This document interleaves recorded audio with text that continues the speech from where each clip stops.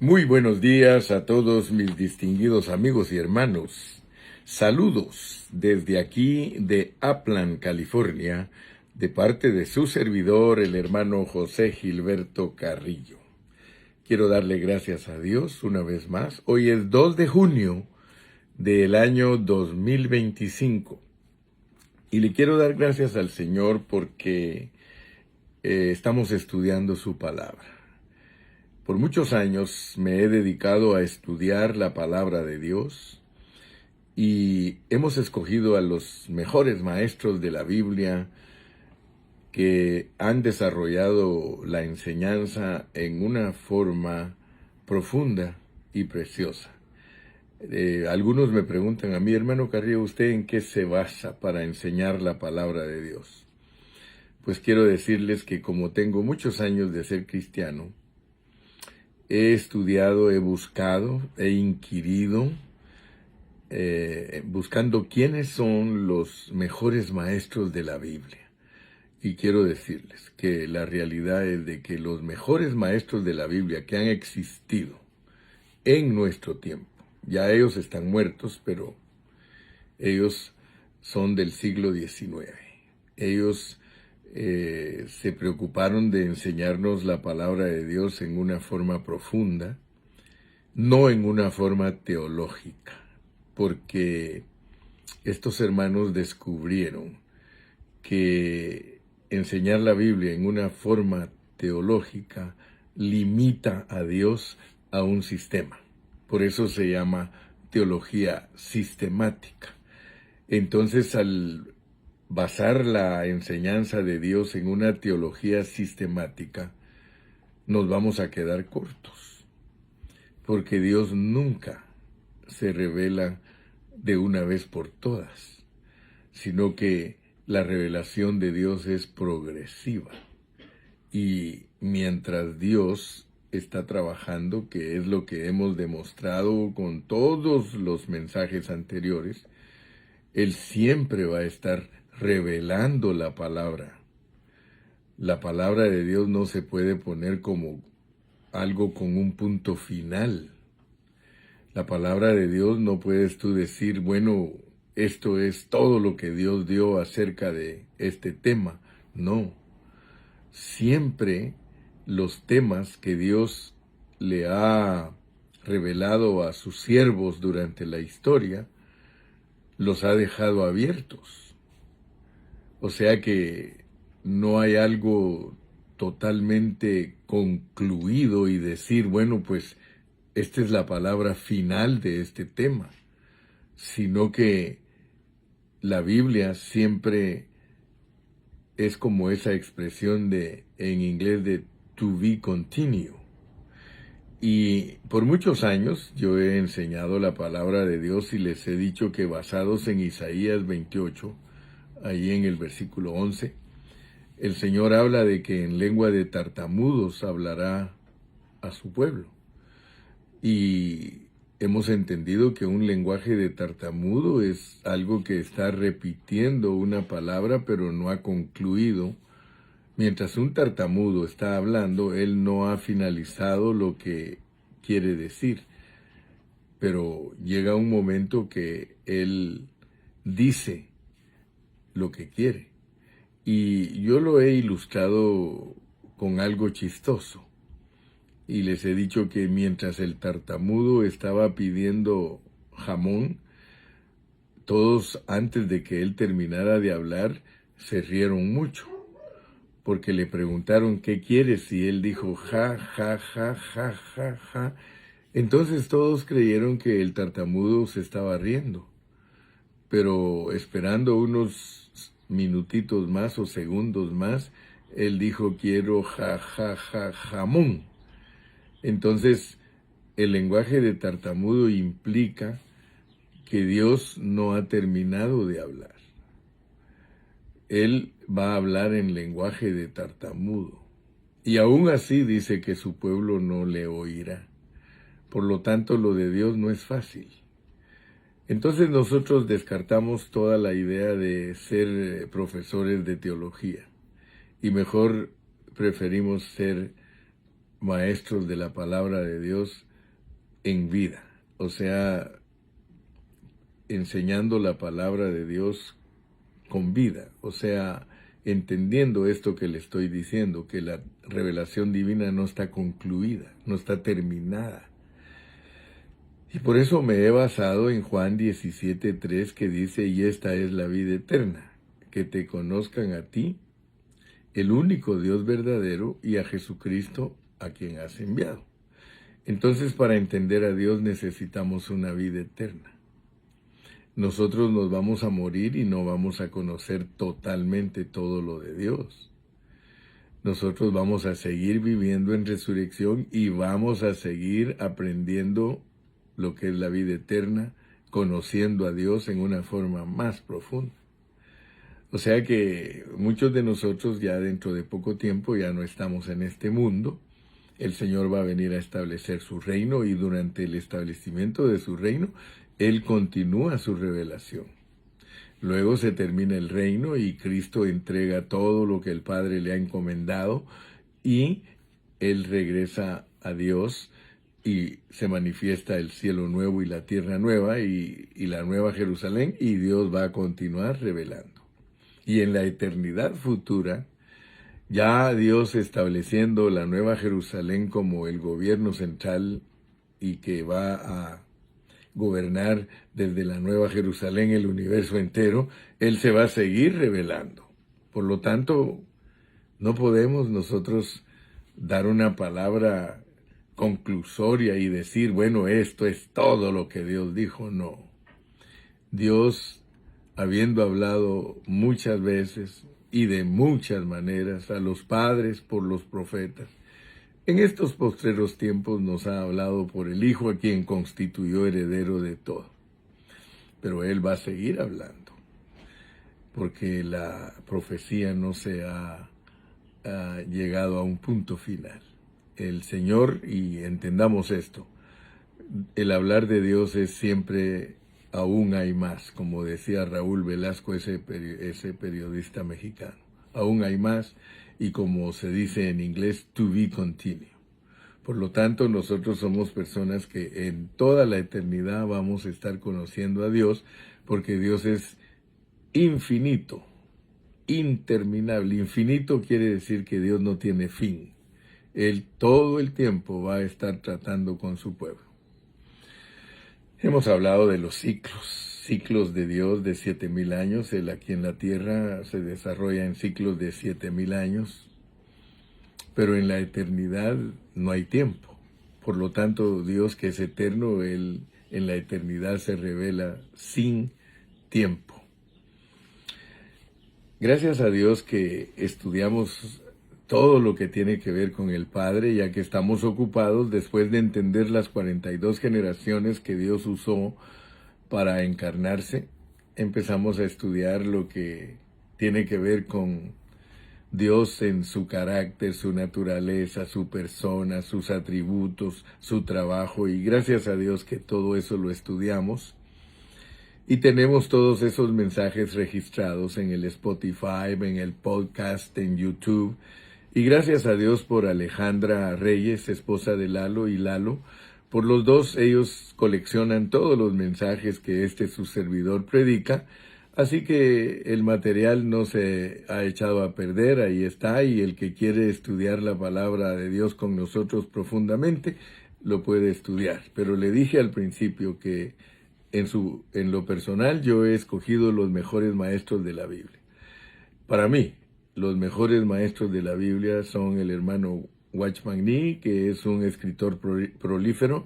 Él escribió muchos libros. Y luego continuó el ministerio de él, el hermano Witness Lee, que también investigó muchas cosas. Pero como yo he entendido que ni Witness Lee, ni tampoco Watchman Nee son la palabra final de Dios, sino que hay muchos siervos de Dios que estamos vivos, y le doy gracias a Dios por la bendición que me ha dado a mí de estar vivo, porque yo he continuado la revelación que Dios empezó con Watchman Nee y que la continuó con Witness Lee, y con todo respeto lo digo y con humildad, Dios me ha revelado a mí cosas que no se las reveló a ellos.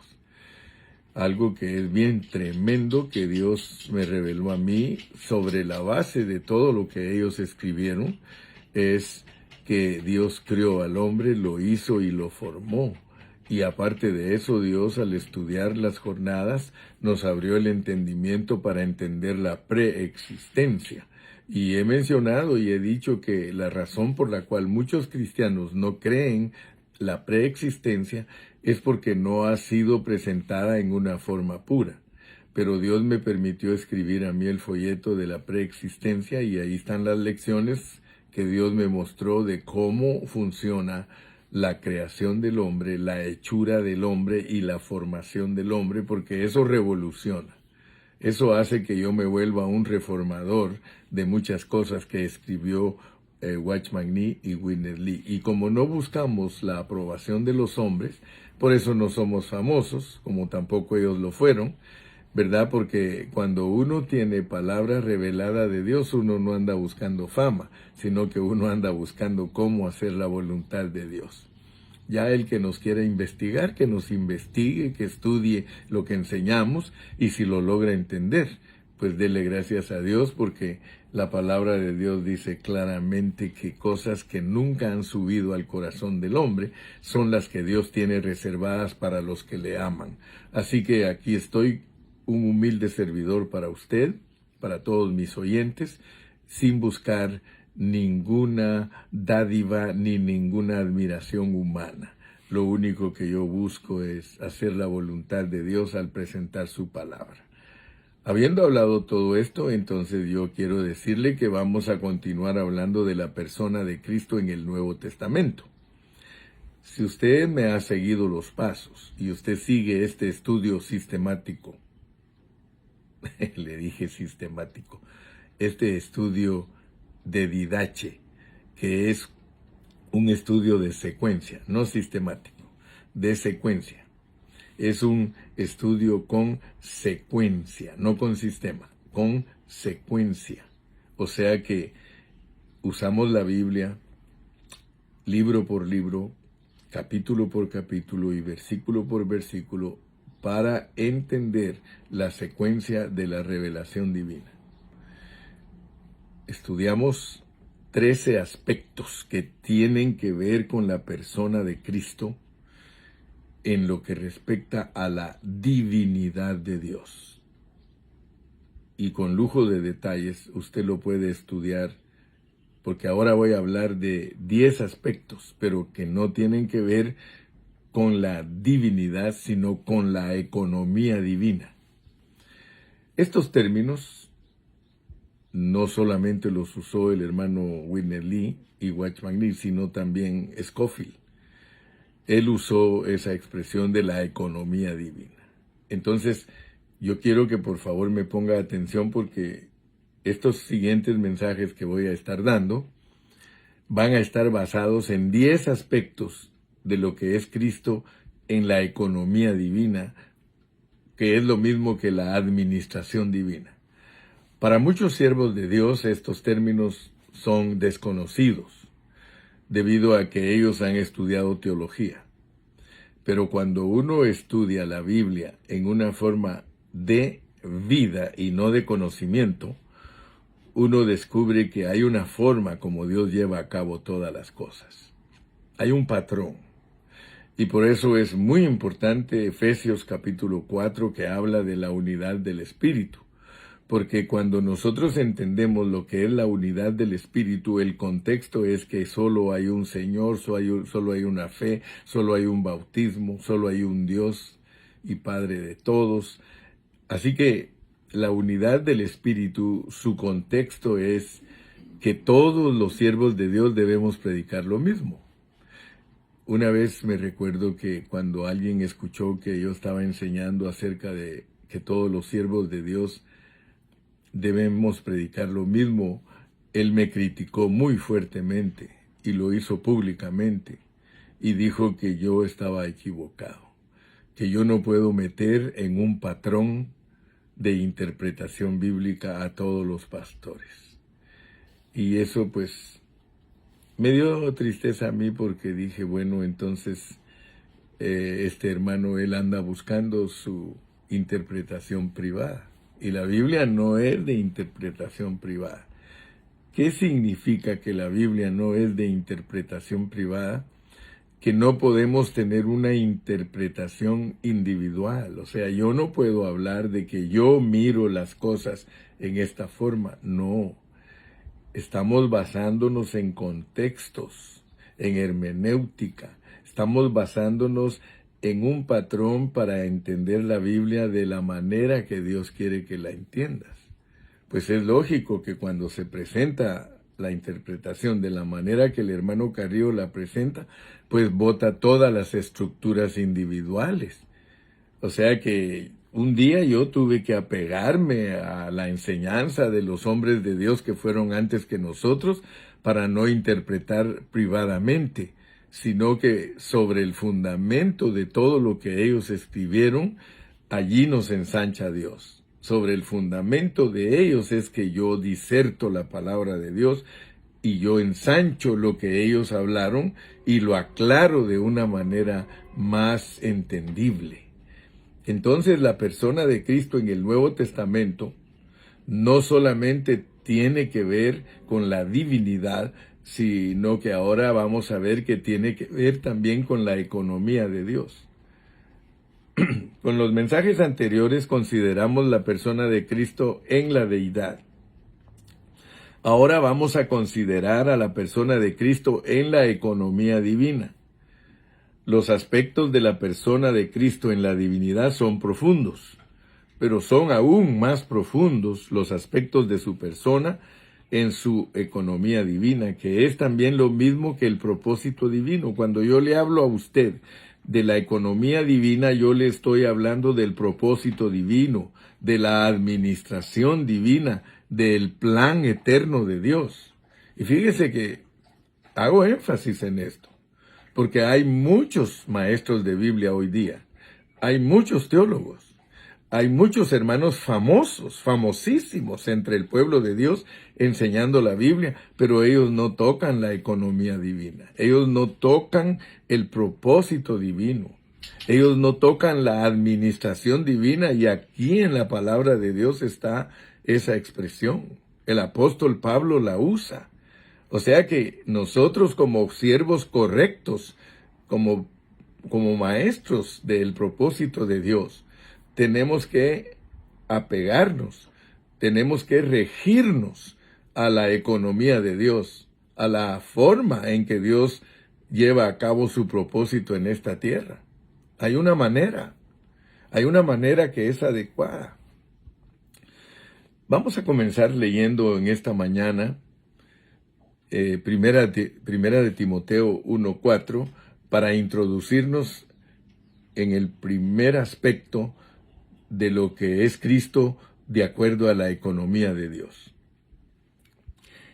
Primera Timoteo 1:4 dice: ni presten atención a fábulas y genealogías interminables que acarrean disputas, más bien que edificación. Y yo quiero que usted investigue esa palabra edificación, porque esa palabra es la palabra oikonomos, oikonomía.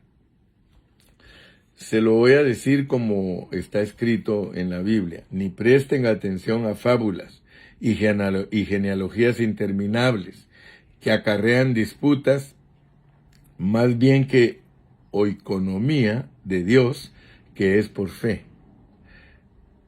Oikonomía de Dios, que es por fe, así te encargo ahora.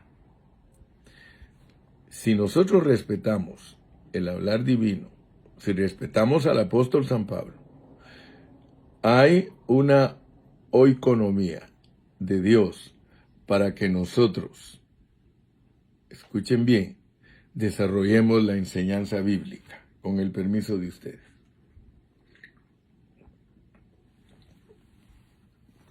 Nosotros tenemos que enseñar la economía bíblica.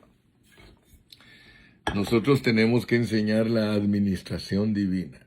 Si usted nunca ha oído estos términos, es porque los que le han enseñado a usted no se han preocupado de enseñarle que hay una manera adecuada de enseñar el propósito eterno de Dios.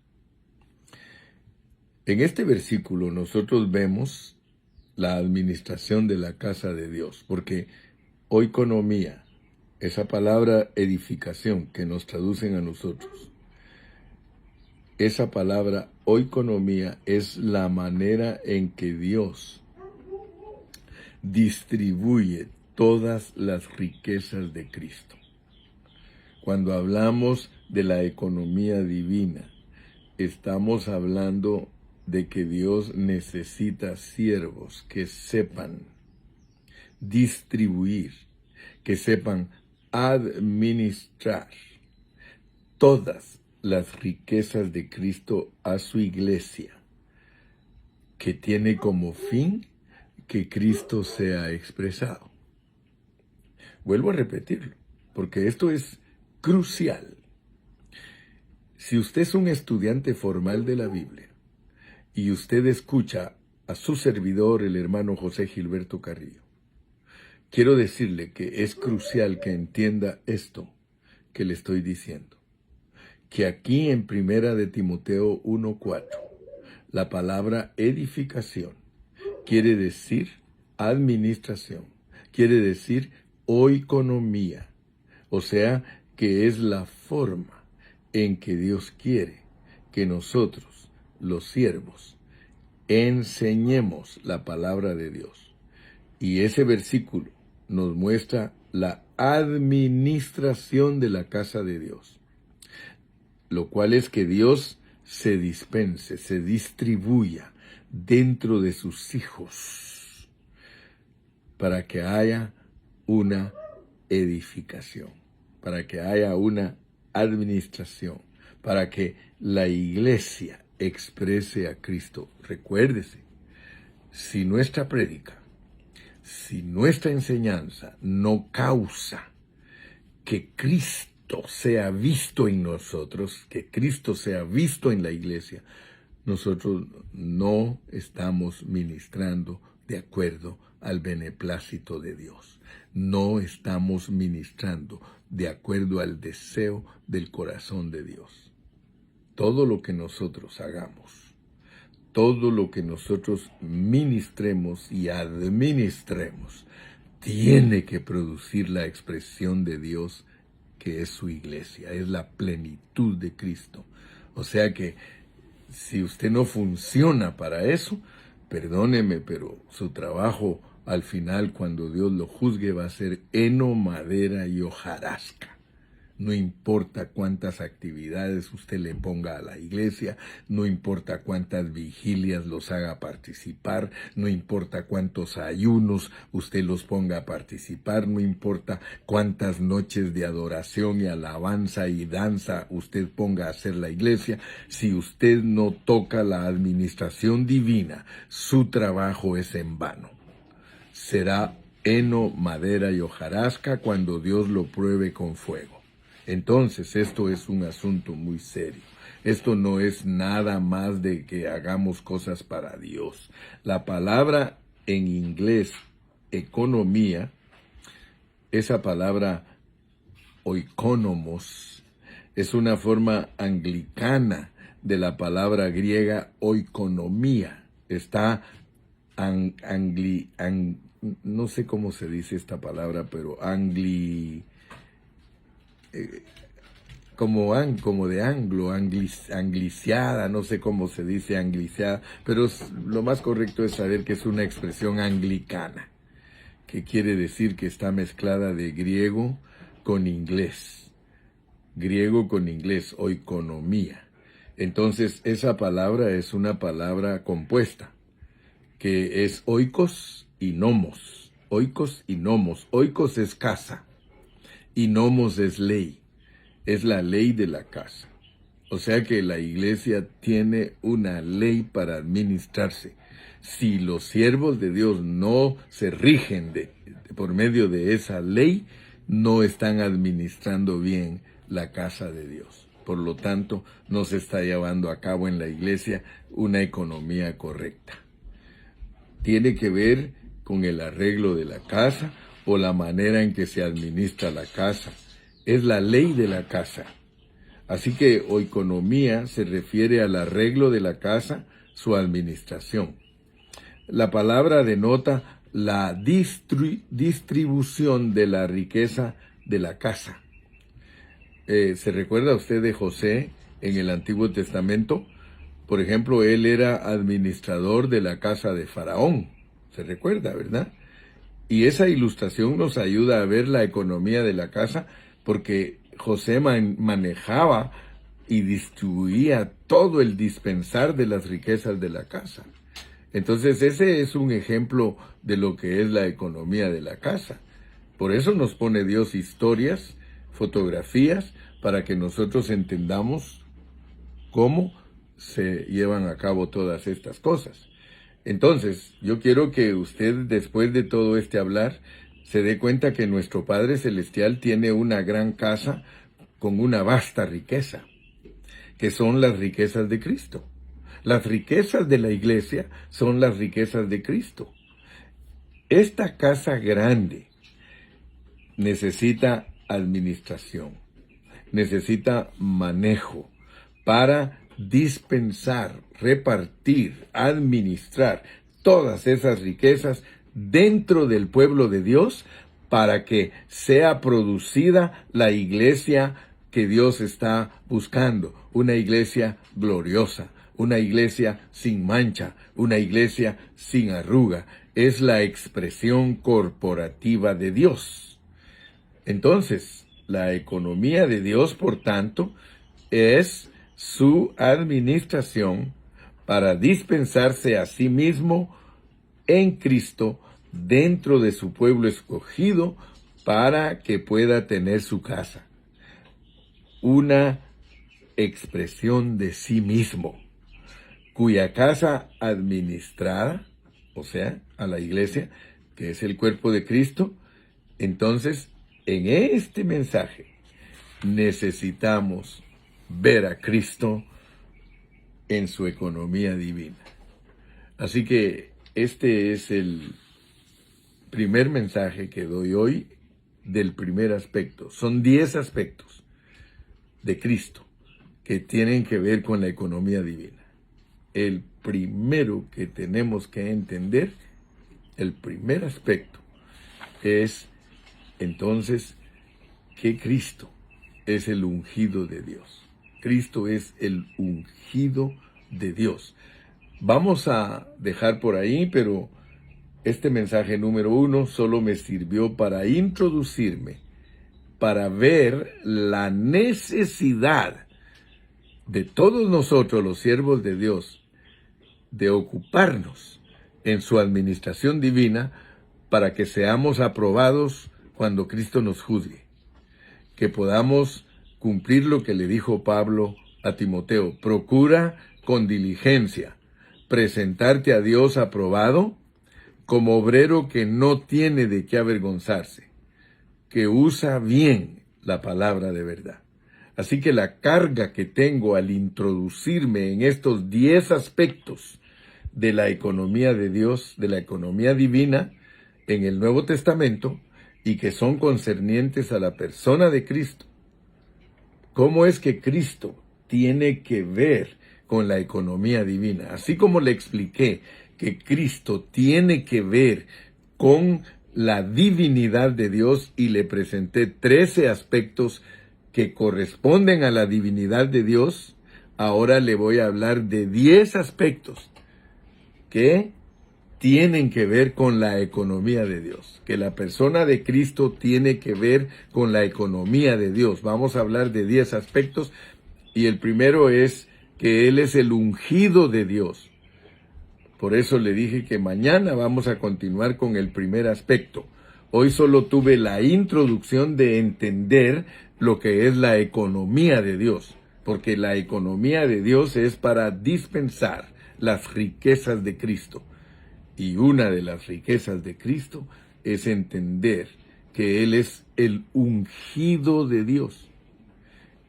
Y solo para introducirnos y adelantarnos, en la economía divina, Cristo es el ungido de Dios.